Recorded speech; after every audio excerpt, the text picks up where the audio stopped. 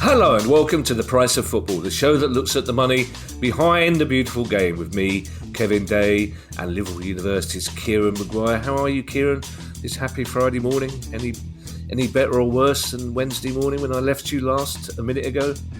I'm still irritatingly cheerful and annoying people. I can never understand why people I work with say, why are you always so happy? I go, well, I don't know. I've never really given it any thought. I'll tell you why, Kieran, because it makes people wonder what you're up to. It's like the great Mark Steele used to do this wonderful routine about the Londoner. The first time he goes north, he gets off the train and somebody goes, "How are you?" He goes, "What's he want?" We haven't had an interview for a while, Kieran, but today's one makes up for that. Well, it's a little longer than usual because it's a really interesting subject and because our guest had a lot of really interesting things to say. He's a freelance journalist and campaigner for disabled issues, Ellis Palmer, who spoke to us about the day-to-day experience of being a disabled football fan and a little bit about the history of how the law has changed attitudes to football to those disabled fans. And this is what he had to say.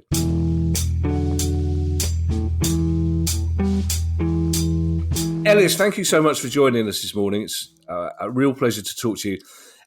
Before we start, the important question, of course, who do you support? Well, it's a bit of a weird one, Kevin, because I'm from Merseyside, so naturally you'd expect Liverpool, Everton to be your team. And I went to, my first ever game was actually Liverpool versus Charlton, I think, in 1997. My dad carried me up to the back of a cop to get soaked into the atmosphere. And that was great, that was wonderful. I went to Liverpool, I went to Everton many times over the years, but in all honesty, you couldn't get a season ticket for Liverpool. I think I was on the season ticket list. I moved from 88th to 82nd place in the span of about 8 years. So there was no chance of getting a season ticket there, really.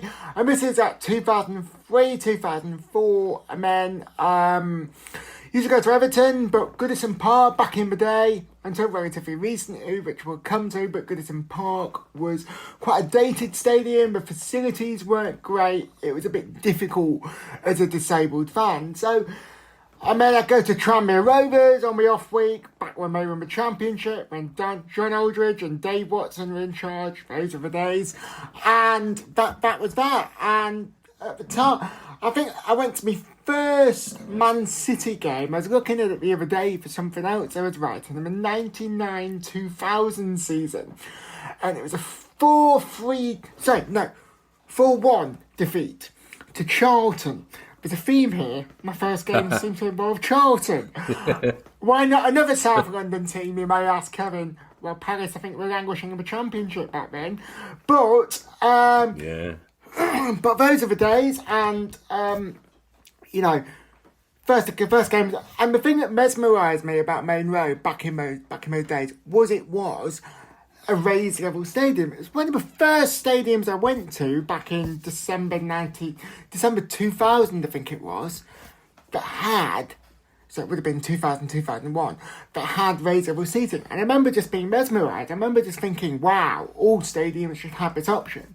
Because up until that point, I'd only ever been in stadiums where I've been, or stadia, sorry for the grammar pedants out there, where I've been at ground level. And you're so much more restricted. So, went to City. City became my new addition to the list of Premier League clubs I'd go and see on random weekends in the northwest of England. And then I went to City in the 2003 FA Cup third round against Liverpool, and we stuck us at the back of the north stand of Main Road, and we couldn't see a thing. My mother, who's now a massive City fan, moaned the whole time and was just not a happy bunny about that. The facilities weren't great any time, as I'm sure it's like at Selhurst Park for you, Kevin. Any time Palace get over the halfway line, you're jumping up and down, aren't you? So that was that. And then City got the new stadium in 2003. Again, weirdly, the first game was against The Addicts, Charlton. Charlton. Yep, indeed. Oh, really? Indeed, at the City of Manchester Stadium. Yeah. So so that was that, and City new stadium, great, wonderful, fantastic, great stadium to go to. And I had my season ticket at City since the 2003-2004 season. So not quite 99-2000 and Paul Dickoff scoring at Wembley and all that. I was a bit too young for that. But, you know, those are the days. There's a story behind me getting my season ticket at Man City, Kevin, which is, again, alluding to my dad taking me to Liverpool when I was a kid. We used to get odds and ends tickets for Liverpool games, and one of the odds and ends tickets we got was the 2003 Worthington Cup final at the Millennium Stadium. And there was a situation where they hadn't built the raised level seating high enough for wheelchair users to be able to see the team celebrating. So, as you can imagine, there was anger, there was phone-ins, Five Live were doing phone-ins on the situation afterwards, and became this big story. Because they designed the stadium, supposedly to meet the DDA requirements as it was back then, but hadn't really factored in the kind of viewing ability of disabled fans when supporters were standing up. So, my dad went to Man City to interview John Wardle, who was then the chairman of Man City, made his money in JD Sports, I believe. And my dad said to him, he said, do you mind if I look at my son's a wheelchair user on the waiting list? Do you mind if I look at you raise level seating just to see what it would be like? And Mr. Wardle was very proud of his new stadium, very proud of how the access has been done at the City of Manchester Stadium, now the Etihad. So, yes, Mr. Palmer, yes. So, went up, did the interview, showed my dad the seats, and my dad said, right, Mr. Wardle, you're going to sit down, and I'm going to celebrate like Man City have scored a goal. Yeah, great, wonderful, fantastic. Can you see anything? No, John Wardle couldn't see a thing. And my dad tried the same. John Wardle stood up, celebrated. My dad couldn't see a thing. Mr. Wardle brought his site manager along, and that's the story of kind of how I got my Man City season ticket, really. Saving City hundreds of thousands of pounds in litigation from the kind of lack of viewing positions. And now, you know, the Etihad rightly is seen as this great stadium, it's heralded as a great accessible stadium, and disabled facility fans have got the best facilities going. But even if you go to stadiums that are of that era, you know, kind of, or just before maybe 2003, you see that the viewing positions are difficult for fans to see. And I believe a lot of the changes come because of how City were retrofitted that stadium to make it great for disabled fans' viewing platforms. We'll come on to that in more detail, Ellis, in a moment. Just a couple of things from that answer. First of all, the standing up in excitement at Selhurst Park wasn't an issue for the first 6 months of this season. It's only in the last, since March, that became an issue. You mentioned the DDA there as well, Ellis. I think that will get mentioned fairly often in this interview. So just for those people listening who might not be from the UK, for example, could you just explain what the DDA is? Yeah, so the DDA was the Disability Discrimination Act 1995 and updated in 2005. Lots of countries have similar disability legislation on the books. In the United States, it's called, hold on, I'm just going to, the ADA, the Americans with Disabilities Act. I'm just going to check that actually, just give me 1 second. American Disabilities Act of 1990. That was a big landmark moment, and from that legislation in 1990 in the United States, you have lots of jurisdictions coming up with similar pieces of legislation. So, you know, you've got the Americans with Disabilities Act in 1990, you've got disabled people protesting the ITV telethons, as it was back then, and from that whole focus of the disability rights movement came the Disability Discrimination Act in 1995. Not a perfect bit of legislation, but it is what it is. And then you got the update in 2005, and then following on from that, new pieces of legislation, you have the Equality Act 2010, which kind of talks about reasonable adjustments and the duty to make reasonable adjustments that stadiums and people, well, to be fair, there's a duty to make reasonable adjustments in all walks of life, really, for disabled people and anybody else who's got a protected characteristic under the Equality Act 2010. Ellis, what is your disability? And can you briefly tell us how it affects your football going experience, not just necessarily when you get to the stadium, but on a Saturday or a Tuesday evening basis? Yeah, I'm a wheelchair user. I've got cerebral palsy, so cerebral palsy affects my balance and my hand-eye coordination and that sort of thing. It's, lots of people with CP tend to have affected speech, affected sight, affected hearing. I've got away with the affected hearing notion of things, so I'm a little bit on the deaf side of things. I might not hear people the first time they say things to me, but that is what it is. And then in terms of the match day experience, it's everything from, where do we park? Do we park in the club's car park? Is there going to be enough space for me to be to be able to get in the chair with the door open, etc. That element of things. Then it's public infrastructure, so it's from where we park, which is a local Catholic primary school.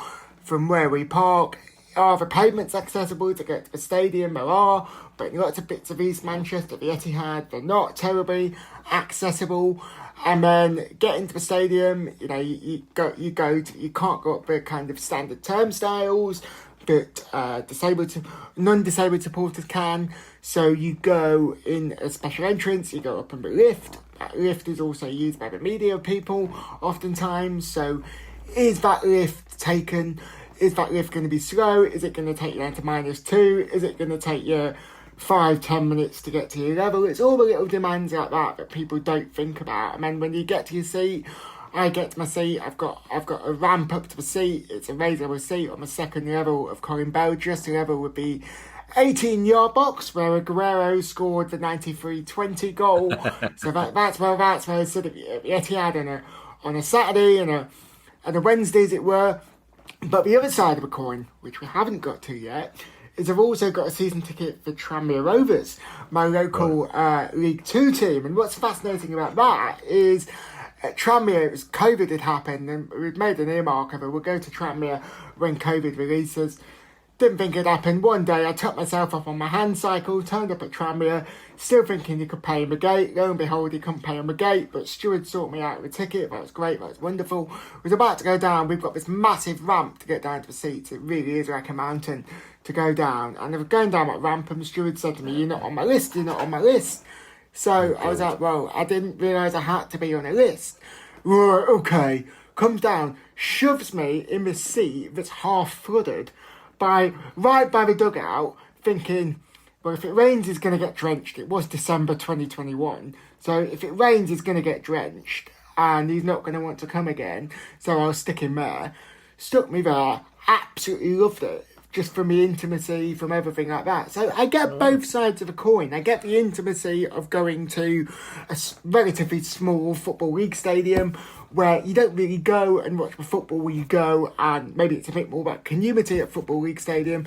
And at Man City, it's kind of like going to, your mate's stand-up night in a local pub and going to the opera sort of thing.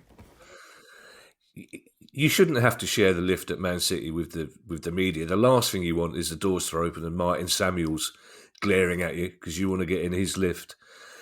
You mentioned ramps, Ellis, and I think what people like Kieran and I are learning, and sadly we had to be taught, is that accessibility is about a lot more than wheelchair access and wheelchair space, isn't it? As I've seen interviews when you've talked about stoma-friendly toilets, for example, accessible food provision, which are all things that the normal fan might not consider. And it makes me wonder whether that means some of the normal club owners don't consider those things either. So if I give you anecdotes about the Football League first, Tranmere have been very, very good at putting in stoma-friendly toilets, and that's great, that's wonderful. And you've kind of almost got to take your head off and go, right, what have we got in this thing and how can we make it accessible at all? You've got to go round with people who've got lived experience of those conditions and be like, right, how can we make the stadium accessible for you? So if I come to the Tranmere example, the stoma-friendly toilets, that's great, that's wonderful. But if I want to go up and get some food, up until about a year and a half ago, I had to trundle up this big massive ramp at half time if I wanted to go to get food, and then carry it down or have somebody to carry it down to me. And that's not perfect, that's not ideal at all. That's the trouble. So one of the things I've been quite hot on with the Disabled Supporters Association at Tranmere is getting accessible food ordering systems in place. It's something that Man City have got, ironically modelled on Everton. Man City have got a lady who comes around about 15-20 minutes before kick-off, takes my order and then brings it to me whenever it's ready. Actually, it was ready about a minute into the game on Sunday when Phil Foden knocked it in. So I was celebrating a title-winning goal with a falafel wrap in my hand. It was not a pleasant experience, but I couldn't celebrate fully. But that is what it is. Well, that serves you right for getting a falafel wrap. You should have had a proper hot pie like everybody else. You've been listening to Kieran too long. Oh, the Brighton fans or Forest Green fans of vegan food, eh? But no, that's the whole element of things. Is your food ordering system accessible? Is it accessible for people who might be autistic? Is it accessible for people who might be blind, deaf, wheelchair users, whatever? You've got to go, right, how do we make this work? And what way can that be done? Is there a way that, if somebody needs help, is there a staff member who could help a person take it back to the food? But my biggest bugbear, Kevin and Kieran, my biggest bugbear is you order the food, that's great, that's wonderful, but then there's no table to eat it off. So I'm sat there balancing a falafel wrap on my knee or balancing a hot chocolate on my knee, causing quite a big health and safety hazard. So they're the little things that people don't think about. It's that joined up picture. And the other thing I say is we're all getting older. All slowly but surely becoming more infirm, conditions are becoming more complex, people's lives are becoming more difficult. So this issue of, how do we make stadia accessible? How do we make society more accessible? Is only something that's going to become more and more of an issue as time goes on. And it's something we've got to start preparing for, start retrofitting our lives for now almost.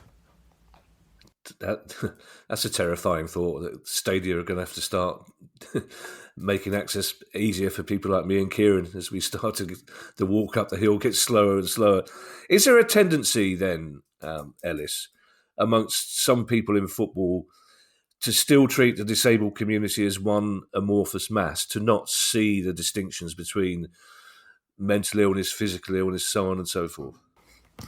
I think it's all about what you experience, and ultimately what you experience in your day-to-day life is what you're going to focus on. So if you've got, say, a grandparent with dementia or something like that, then you're going to be a lot aware of the reasonable adjustments for the needed for dementia. If you've got somebody in your family who's got Down syndrome, you're going to be aware of adjustments they need to make. If you've got a friend, a family member, a partner, whatever, who's a wheelchair user, then you're going to be aware of those adjustments that you're going to have to make. But it's more than just football, Kevin. It's more than just football accessibility. It's about society accessibility not being there. So, if I go to if I want to go to Paris, to go to Croydon or whatever, to watch the mighty Palace play, well, how am I going to get there? I've got to get the, say, Thames link, that goes out to Brighton, isn't it? Yeah. But then I can get on, it's level boarding at St Pancras, right? But for me to get off, I've then got to have a ramp deployed. So I've then got to say to the person, this is the adjustment. And, it's things like, I've got two grandparents with, two grandmothers with dementia and one with sight loss, or a granddad with sight loss. So I'm a lot more aware, even as a disabled person, as somebody who's hyper-aware anyway, I'm a lot more aware of the barriers of people with dementia and sight loss probably in the last 5 years than I ever was previously, if that makes sense. So we don't become aware of things. We don't always want to address things in our lives. We don't go, "Ooh, that's a problem," until we're confronted with it. So I don't blame society, and I don't blame people, and I don't blame club owners for not making things accessible, because people just aren't aware of it. Because, once you leave that education system at 18 or 21, as it is more often these days, you're less and less likely to be socialised, to be in the workplace, to be in the pub, to be at the Buckies, wherever it may be, with disabled people.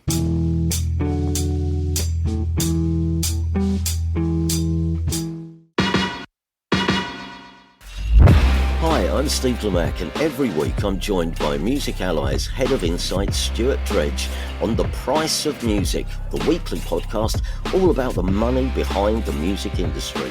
In each episode, we discuss the very latest goings-on in the music business and dig into the finances behind the big stories. So whether you're a music lover who just wants to know more about what really goes on in the industry, or you're an aspiring musician, manager or label owner who wants some inside knowledge on how Spotify's financial model really works, or what the future holds for independent live music venues, this is a show for you. Subscribe to The Price of Music in your podcast app now. See you soon.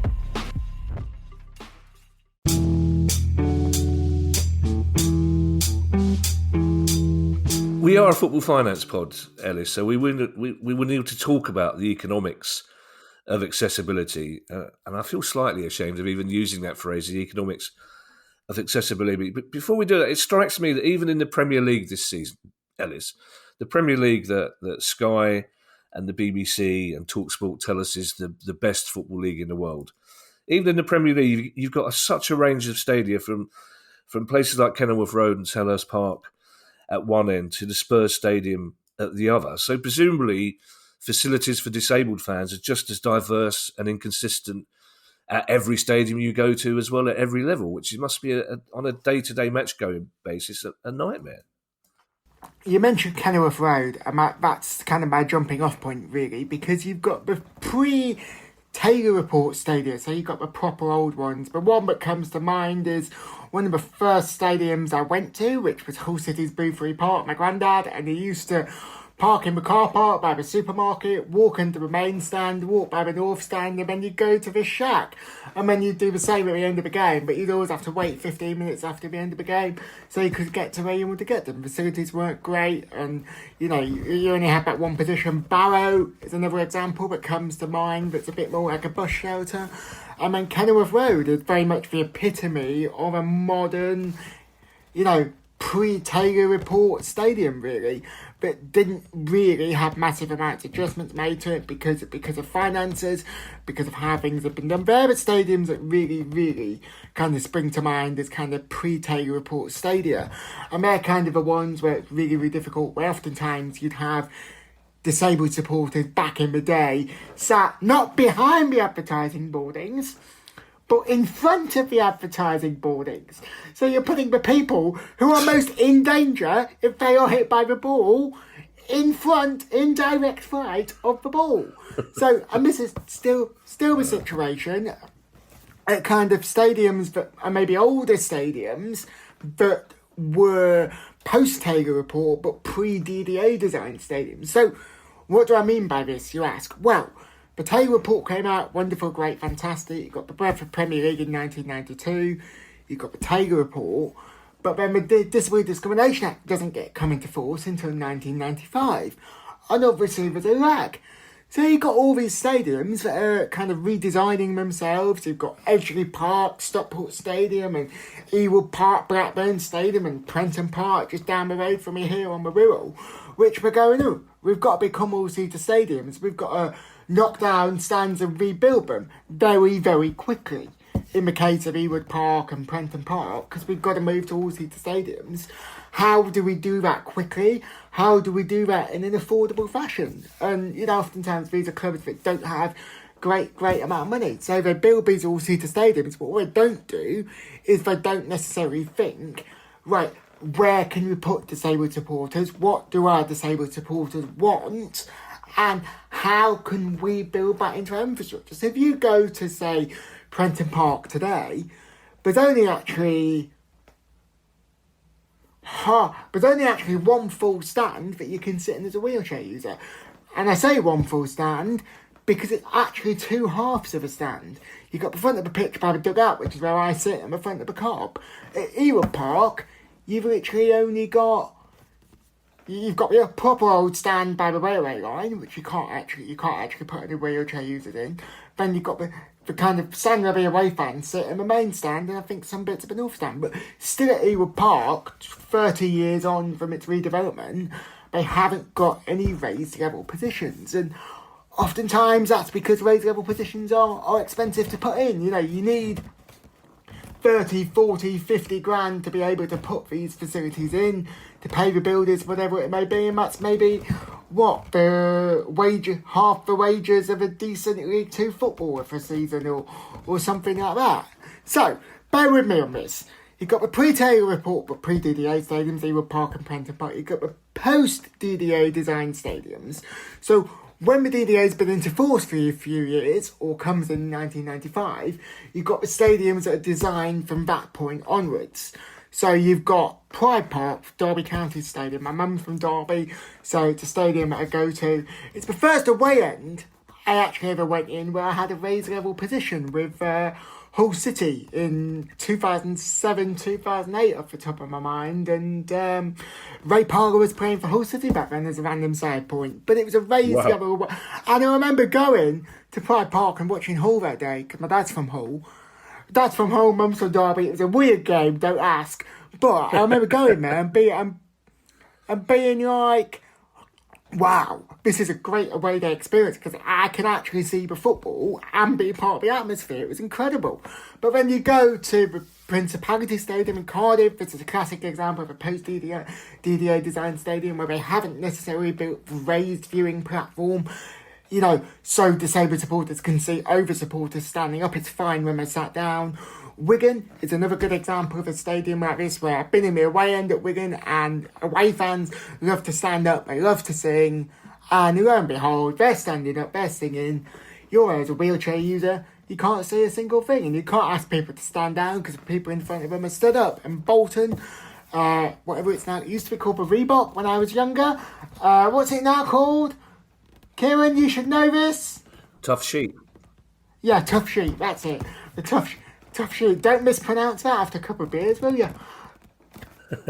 But you've got the Tough Sheet Stadium, and the thing that always got me about the Tough Sheet Stadium is it's actually got wheelchair user and accessible positions for autistic fans, people who may have sensory needs, whatever, that were behind the glass. And I remember going there and thinking, wow, this is incredible. It's a disabled supporter. One of the biggest problems, football's played in the winter in this jurisdiction. And because football's played in the winter, you get very, very cold. I remember going to Bolton and thinking, wow, it doesn't have to be this way. Maybe disabled supporters could have kind of good position. And then you've got the Britannia, the Majeski, or whatever Majeski is now called, the KC, KCOM, MKM in Hull, and the rebuild at Old Trafford spring to mind. So these are stadiums where raised level positions have been built in to satisfy the requirements of the post-DDA design era, but maybe disabled supporters' experiences or the totality of disabled supporters' experiences haven't necessarily been consulted or acted upon.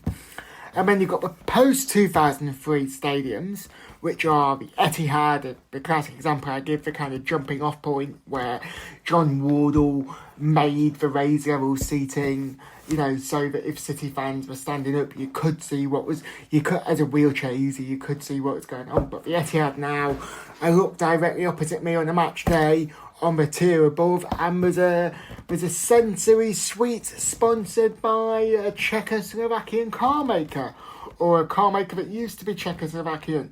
And there's a sensory suite, and that's been built in. And then you've got, the Emirates, the Amex, St Helens, Swansea, Croke Park redevelopment, which has radiators in the food court. These are kind of stadiums that are very much post-2003 stadiums when they're being developed, or in the case of Croke Park, redeveloped, and disabled supporters' needs have been kind of fully consulted and fully thought upon. And that brings me to the point about the differentiation, really, between the Premier League and the Football League. Because if you go to Tranmere, there's 2 hospitality suites. One is used as the control room, and one is called the media suite, and is given out to club sponsors on match day sponsors or something like that on a match day basis. So there's not a great deal of suites to go for. But if you go to some stadiums, what the club will do is they'll kit out a hospitality box for the season, and give it over as a centre suite. But being a football finance pod, you guys will be aware that that's not always affordable for Football League club owners to do and to be able to do. And I understand that completely. I mean, you go to Football League where, you know, the margins are that much bigger and clubs are able to put in centre suites, are able to make reasonable adjustments for supporters. I mean, Tranmere's got a centre suite, it's great, it's wonderful, but it doubles up as a prayer room and a classroom on match days. So, you know, and also it's not got a view of a pitch. So if you're an autistic supporter and you need to go to the sensory room to calm down or whatever, you have to miss all the game that's going on in front of you. Ellis, is it possible, and I'm thinking of Selhurst Park here in particular, and maybe Everton, is it possible to retrofit some of the older stadiums in the Premier League? Because at Palace, the club have a very good relationship with the Disabled Supporters Association. They've been very good around sensory rooms and so on. But in terms of actual wheelchair access in the Arthur Waite stand, the club pretty much say, look, it's impossible. It's too old. It's you know, they don't mention the expense, but you know that's there in the background. And they say, but don't worry, because we've got a new stand to come and that'll all be resolved. But that's 5 years away. So in the meantime, disabled fans in wheelchairs have still got to suffer what aren't particularly brilliant experiences. So is it possible, do you think, to retrofit stadiums like that? Oh yes, 110%. And for me, I brought up a point earlier on of going to Everton as a kid and the stadium not being terribly accessible, and you know it'd be away end or where the disabled supporters used to have to go to Everton, have this pokey, awful, small disabled toilet, and it still sticks in my memory. And it's the reason why when I was a teenager, when I was in my early 20s, if City were playing Everton or there was an opportunity to go to an Everton game, I wouldn't go, because I'd had so many negative experiences over the years, but the infrastructure wasn't there, that I felt kind of frozen out of the game, of the atmosphere, and I just didn't want to go. So, and now you go to Everton, and as a club, you just go, wow, absolutely wow. What they've done, okay, they're moving out of Goodison Park next season, but what they've done with that stadium is second to none.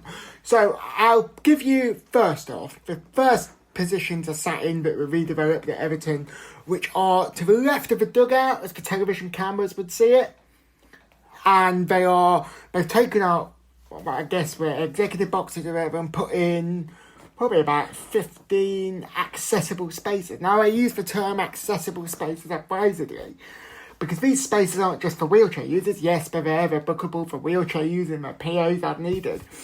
But I remember went to the game with my dad. Great, they bring you a team sheet before the game, and somebody comes and takes your food order, and it's a great experience. And there's a lift up to the level and all that. It's a great experience.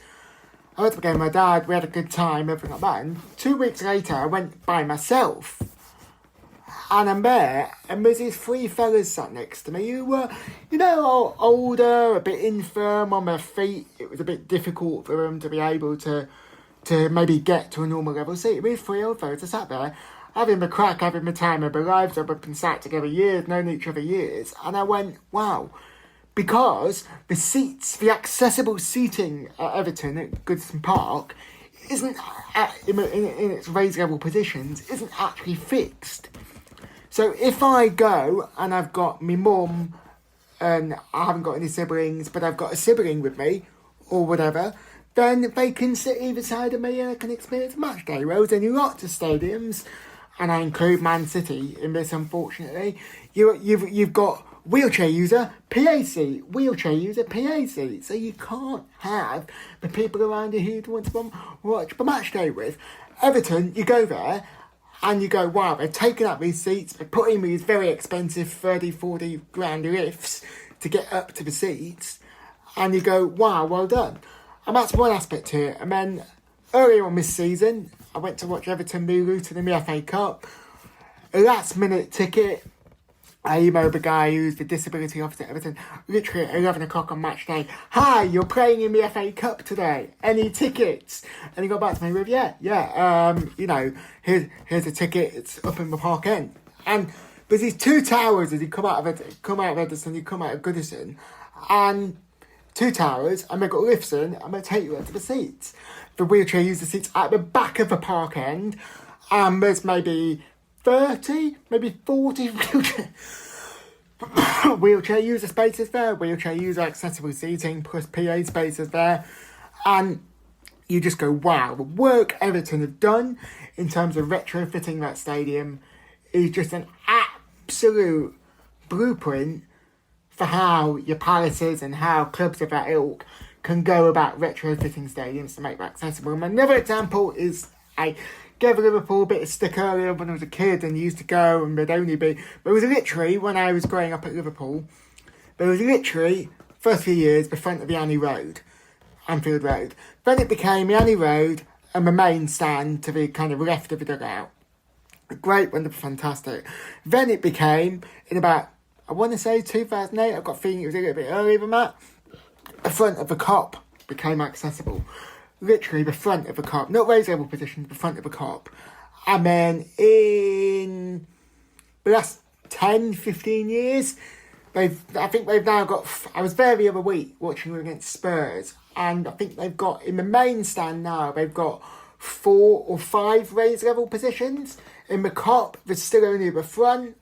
And then in the Centenary stand opposite, which never used to, when I was growing up, never used to have any wheelchair user seating, there's now 2 different raised platforms and a sensory room. And then eventually, when it eventually opens, when all the permissions get passed by the council, it's going to be raised level seating in the Anfield Road. So Liverpool, by redevelopment, yes, they've spent millions, if not billions on it, but you go, wow, what they've done in terms of having an equitable match-day experience for disabled fans. Yes, driven by their DSA, and in the same case with Everton, driven by their DSA, both clubs have very active disabled support associations. And that, for me, is the power of social capital and collective action coming together as disabled people to drive change. But you go, kind of, wow, this stadium, what they've been able to achieve in terms of retrofitting is incredible. You mentioned Spurs there, Ellis, which is the newest stadium in the country. So presumably their disabled facilities are state of the art, are they? I must confess, there's 2 stadiums I've not been to in the Premier League that I know of. One is, I've been to the old White Hart Lane, sat at the front of the away end of the old White Hart Lane. And you go, wow, this was actually quite a good stadium. But I've never been to Selhurst Park either for my season. Okay. So I'm expecting an invite to the Horses Arms, Kevin, next season. You're more than welcome. Coming to your point, I think there's a perception of the expense of making things accessible versus quick fixes that fans want. So if I was a club owner, if I'm your secret club owner or your secret club director or your secret supporter liaison officer, I would go to my disabled support station. If not, I'd ask disabled fans, is this something you might be interested in setting up? I'd ask them, what are the quick fixes that you guys want that would really improve your matchday experience? It might literally be, we haven't got enough accessible seats in this position. It might actually be, you can't actually book a wheelchair user seat online, or you can't book an easy access seat online. It might actually be things like audio description, all of which are relatively cheap versus the great perception of the kind of expensive accessibility. But actually, if you consult disabled supporters, you might actually be surprised that some of the quick fixes they want might actually be relatively cheap. I'm just off the top of my head trying to work out whether the Parsons Arms is wheelchair accessible, and it is. I'm pleased to say. So, yeah, we'll sort that out for Man City's game next season. Kieran, I want to bring you in here because it seems to me that Ellis is slightly more philosophical about the money it costs. He talked about understanding that EFL clubs have got a balance between providing a sensory space and making money on a match day basis. But we've had this discussion before. It shouldn't matter how much it costs. Whatever it costs, it should be spent. But we still hear from club owners who will tell us, not in public, that to take out 6 or 7 seats to provide a wheelchair space is to take out a considerable amount of match day income. Well, that shouldn't matter, should it? Well, it shouldn't matter on a variety of levels, and this isn't a criticism of clubs in the EFL in particular. There's very few of them that sell 100% of their tickets anyway. So there's always scope to provide access. From the financial point of view, I think Ellis has been very measured in his comments. You would want anybody to be given the opportunity to see football in its glory. That's why are we still in love with the game after so many years? And for anybody to be denied that opportunity, I just think is grossly unfair. So Ellis has just said there are quick fixes, and there's also some relatively cost-effective fixes as well. And then there's the further argument: you're doing the right thing. There's a moral and ethical judgment as well. This is a finance show, and yes, we'll get messages potentially to say, well, do you know the cost? Yeah, we do know the cost, but my argument would be you've had ample opportunities in previous years to do this as well, and you've had windfalls from cup matches and player sales and so on. Why did you not take a more holistic approach when those opportunities arose to provide greater facilities for all your fans? Ellis, I know you've just discussed it, but you've always argued, looking at interviews with you before, that there needs to be meaningful consultation with disabled fans. Is that happening at every club? Not at every club, no, Matt. That's difficult for club infrastructure reasons. And I was attending a level playing field event, which is the kind of national level DSA organisation, and I was talking to a recently League One club about their kind of disabled supporters association, and they said we don't have one. And I was like, right, that's interesting, but we'd like to set one up.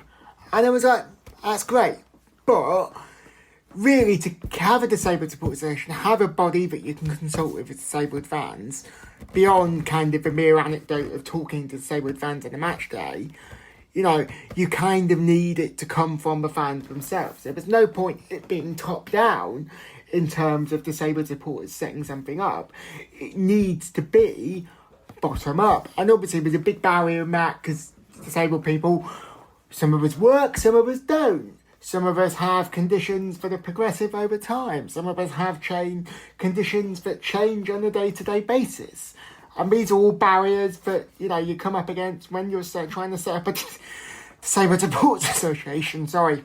You can never find the perfect time for a meeting because, somebody might have a doctor's appointment, or somebody might have to work late, or, somebody might be undergoing treatment and not able to attend. So the key word for me in all of this is about clubs making adjustments that are reasonable, if that makes sense. So if you're say, a League 2 club and you go, we've not got a DSA, my advice would be, have a chat with your disabled fans, see if it's something they want, but don't force it on them, right?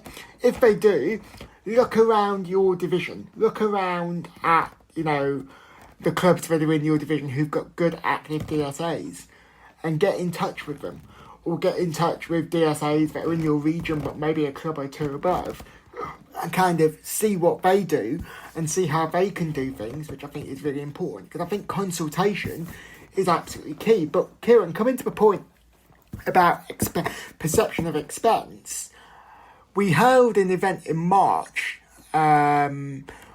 It's my dad, ironically, talking about his career in football journalism, which is a bit weird, and me interviewing him, which was even weirder. But my dad's Rob Palmer, who commentates on La Liga and EFL over the years. Yeah. Over the years as well. But we did that event, and my dad invited a couple of his mates from golf club, one of whom is a blind gentleman who's lost his sight progressively over the years. And this fella comes, we're having a chat, and we're talking about the audio descriptive commentary that we pushed the club, advocated for strongly, and eventually got installed at the start of this season, the audio descriptive commentary. And when we got this audio descriptive, why don't you come? So I wake up the next morning at 8 o'clock to find an email from him being like, this audio descriptive commentary, can I come and use it today? And I went, yeah, of course, here's what you do. You just go to the club shop, say you want an audio descriptive headset, that's that, take it away, you can sit where you want in the stadium. And he went, wow. And since that game, he's been to every single game, and he's getting a season ticket next season. Wow. Now that order to skip this system, to get it installed, to get it set up, costs about $4 or $5,000, right? But his season ticket next season, I think, is maybe 300, 400 quid, plus cup games and everything like that. So if you factor that in, and that's just one supporter, so if you factor that in and you've got 10, 20 supporters who might benefit from audio descriptive headsets, or who are maybe not coming to games because their sight's impaired to the extent that they feel they can't enjoy games, if you then install an audio descriptive commentary, it pays for itself. Yeah. Really, it pays for itself, because they're supporters who otherwise wouldn't be coming to games. In the same way, if you've got a fair few empty seats in your stadium and you put in some wheelchair user seating, and 10 wheelchair users who wouldn't or people who need accessible seating come to games or otherwise come to games, that's 10 bums on seats you're not getting otherwise.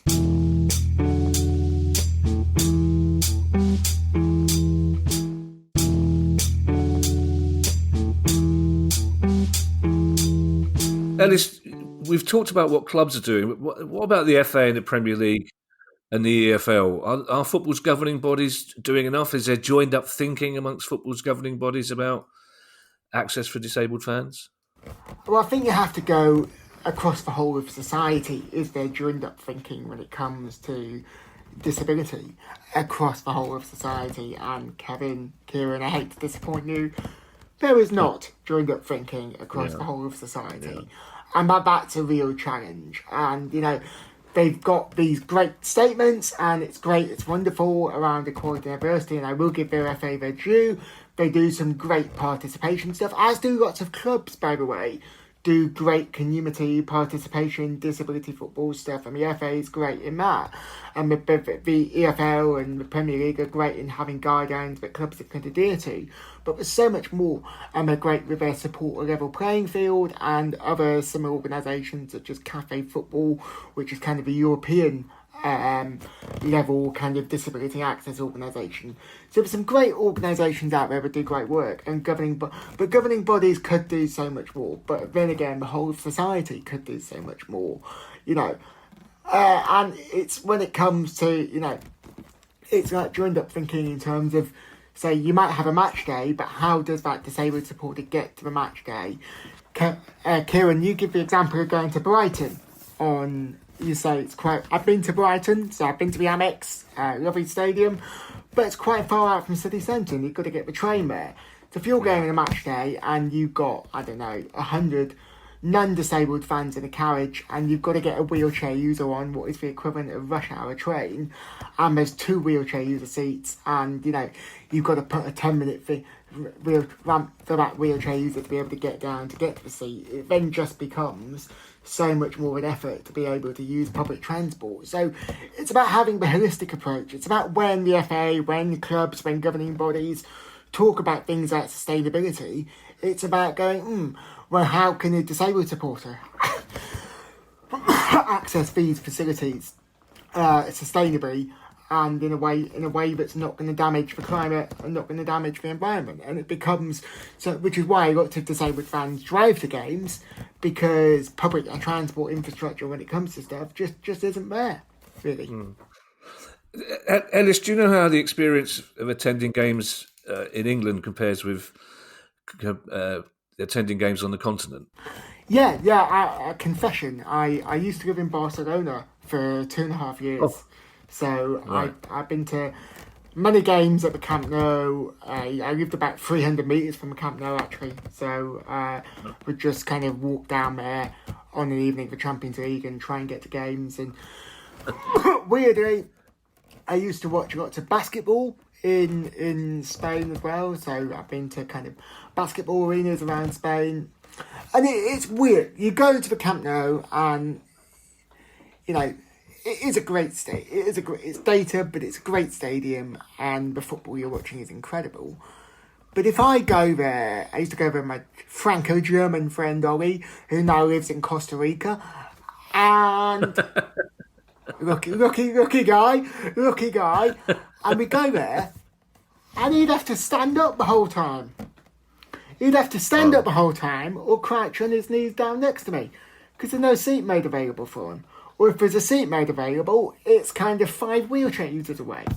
So you can't actually go to the game with the people you're going to the game with. And then at the Camp Nou in particular, you've got the situation where, you know, the roof is so low, but actually I couldn't actually see the opposition goal from where I was sitting. Unless I crouched my chest almost down to my knees sort of thing in my wheelchair. And that wasn't always a great way of going to go down. I'm very aware there's a redevelopment going on, and that's great, that's wonderful. I mean, I went to watch one of the Beckham-era Clásicos at Real Madrid. And I'll never forget, they get this big banner out about 5 minutes before kick-off to protest the director or the president or whatever it was. And my view's blocked. So I missed the entire first 5 minutes of the Clásico. Because the supporters were holding this banner at the front of the stand and it was blocking disabled supporters' view. And that unfortunately, oftentimes, in lots of European stadia, in Ajax last August at the start of the season, I watched Mohamed Kudus, great player, before he moved to Ajax. Sorry, before he moved to West Ham from Ajax. And you're there, but you're literally at the front of either the north or south stand. So your view is kind of really, really restricted and you can't really appreciate, particularly at a top level game, as a supporter, you want to, as a fan, just as somebody who loves football in general, you want to appreciate the artistry, the beautiful game. So if I go to a stadium now, I want to be in a raised level viewing position, but particularly at a top level club. And oftentimes in Europe, that isn't the situation. You're sat at the front of the stand and, you know, you really can't see the game. And I went to the Champions League final in Istanbul last year at the Ataturk, and, you know, it was €5 for a bucket of water.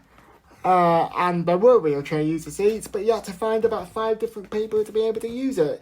And then coming out after the game, you were literally led over what I swear was just lots of rubble to try to get to buses. And they are the real difficulties when it comes to going to games on the continent. In the UK in general, you've at least got, UK and Ireland in general, you at least know when you go and watch a Premier League game, an EFL game, a GAA game, a rugby union game, a rugby league game, whatever it may be, you've at least got a base level of kind of what the accessibility could be like, how easy it's going to be to get to and from the stadium, etc.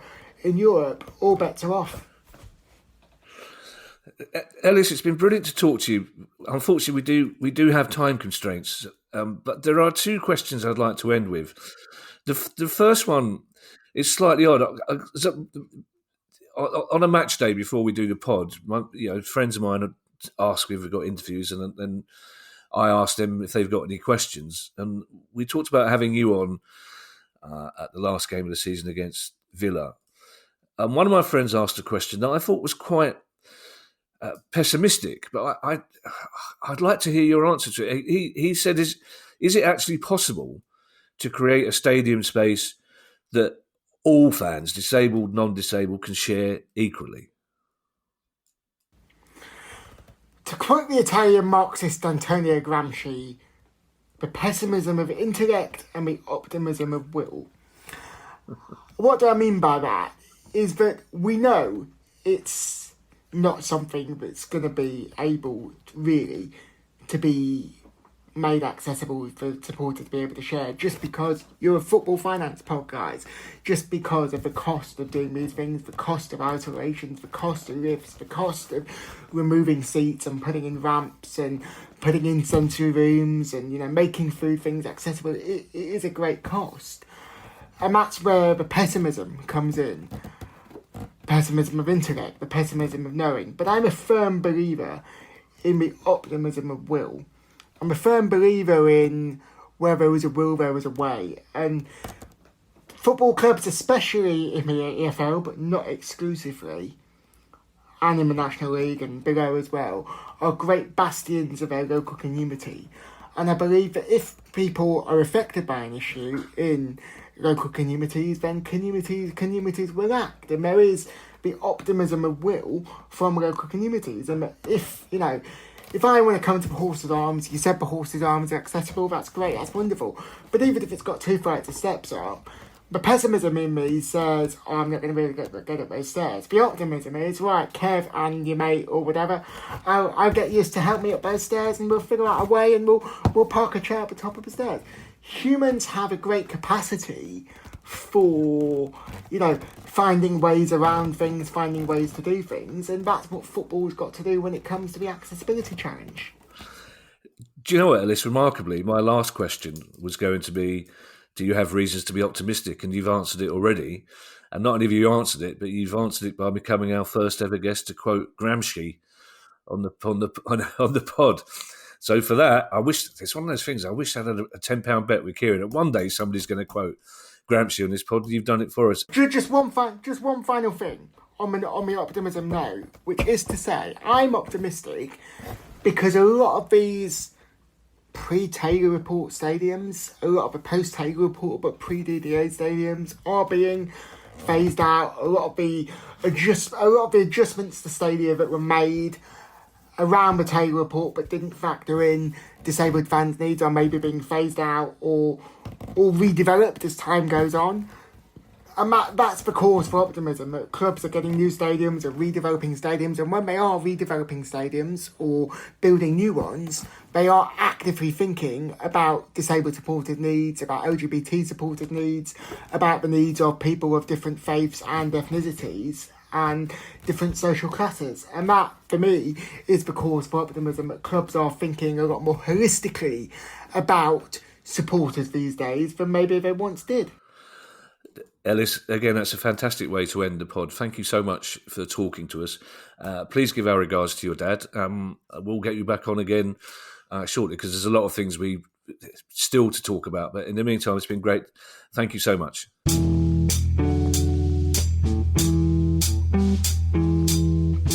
Kieran, it was a fascinating interview. Ellis does a lot of stuff with the BBC, I understand, and I hope he gets to do more because he's got a really good insight, of course, but also a really good way of expressing things. I will come back to what we said during the interview. I think he gave clubs a bit of an easy time.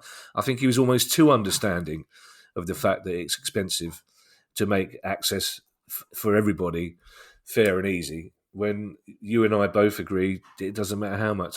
I suppose the Premier League's different, Kieran. I suppose we would all acknowledge that League One, League Two clubs, the finances are slightly more difficult. But the Premier League, there's no excuse, Kieran, is there?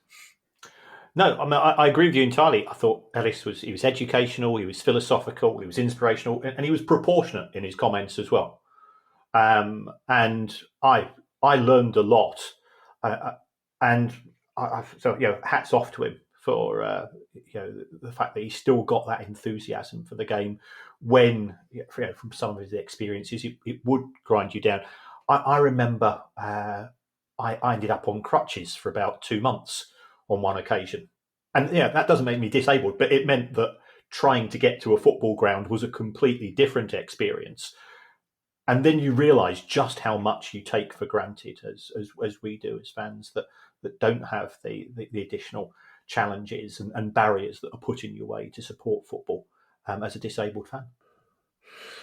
And it's really interesting what you had to say about Everton, Kieran, and Goodison Park. I know some people will accuse me of always looking through the prism of Crystal Palace, but that's the club and the stadium I know the best. And in the Arthur Waite stand, facilities aren't brilliant for non-disabled fans, to be fair, and that is due to the fact that it was built in 1968, 1969. But we've always been told, or disabled fans have always been told at Palace, that the new stand is going to be fantastic. It will sort out all the problems. So to hear that it is possible to retrofit proper facilities into a traditional stadium, as Everton have done, really gives me food for thought, I have to say, vis-a-vis Selhurst Park. Yeah, you're absolutely right. And as Ellis said, where there's a will, there's a way.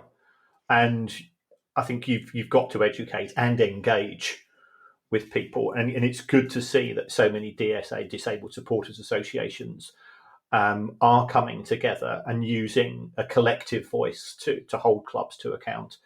And the clubs they're starting to listen. We give clubs a hard time at times, but it's shown what can be done at Everton, and other clubs should follow. And I've always said from the first time we had them on that the broader issues at Everton in terms of the awareness of the importance of the fan base to the club and to the city is something which they should always be very proud of, and I think this is further evidence of that. The price of football.